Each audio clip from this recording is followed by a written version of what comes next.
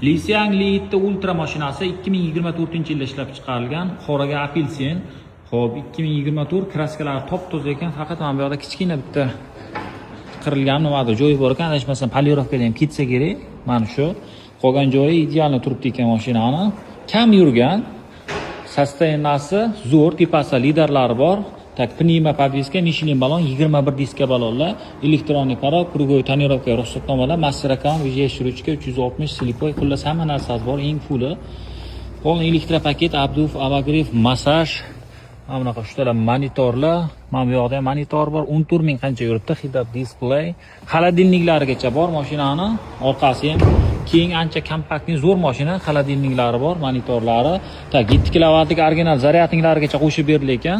Xullas, holati yaxshi turibdi mashinani, narxi 50.900 akalar, ulgurib qolinglar, tanish bilishchaga jo'natib qo'yinglar, olib qolsa mazza qiladi, bosinglar.